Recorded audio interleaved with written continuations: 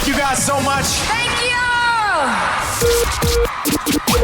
All right, it's the Morning Zone out here on 94.1 The Zone. I'm on the phone right now with Noah Kahan, who's going to be playing in Syracuse on September 1st.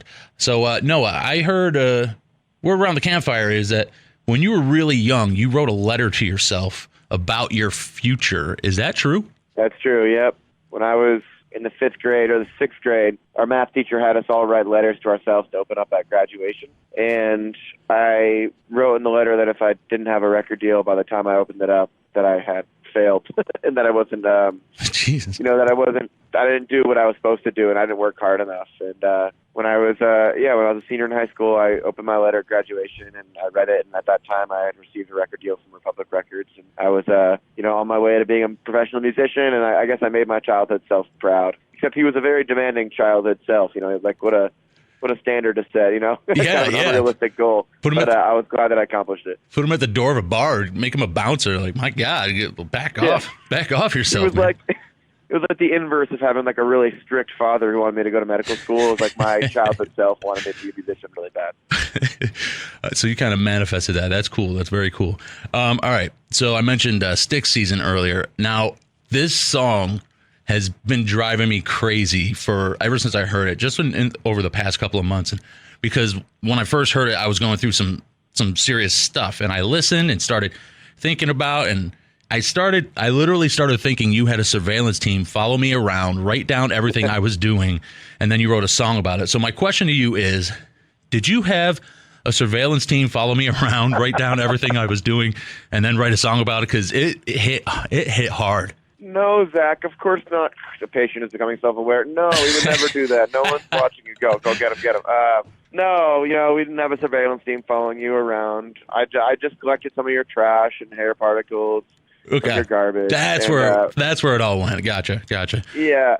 No, I think a lot of people have the same fears and feelings, and like, especially, being in the greater East Coast, New England area, like, I think we all go through a lot of the same things, and I just write about what I'm feeling. I'm glad that it can connect to people, and I'm sorry that if you're struggling or relating to any lyrics that are about hardship, but I'm glad that you connect to it. It means that I'm doing something right and that there's some relatability left. Yeah, I really did connect with it.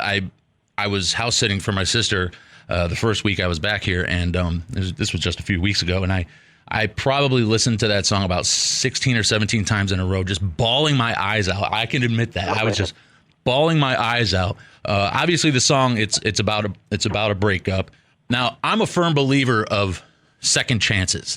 I know that I begged my most recent ex to give me a second chance, and at first she wouldn't hear me. Now we're kind of opening the lines of communication, and now I got a question that if she came back, would I give her the second chance? And I'm a big believer in that. Now, what about you? Are you an ex stays an ex, or do you give second chances? I believe in second chances as well. I think people just aren't perfect, and it's hard. I think it's situational. I think that you have to draw lines in your head about what you're willing to accept and what you're not. But I think if you know somebody's nature and you know somebody to be good and they haven't crossed that line too dramatically, then I think second chances are good. I think it's up to the individual. It's up to the person deciding to set their own boundaries. But I believe, and this is not to be like, not in the most extreme cases, it makes sense to leave somebody know if someone's abusive or if there are problems that are deeper than, making small mistakes or feeling like small personality clashes don't work. So I think it's important to try to be forgiving when you can, but obviously that doesn't work all the time. So I'm kind of 50-50 on it. Yeah, it is all circumstantial. I mean, there's no like cheating or physical violence or anything like that. If it's just like misunderstanding, I think that people deserve second chances. So Noah Kahan, thank you so much for taking the time, and good luck on the tour. Thanks so much, man. I appreciate it.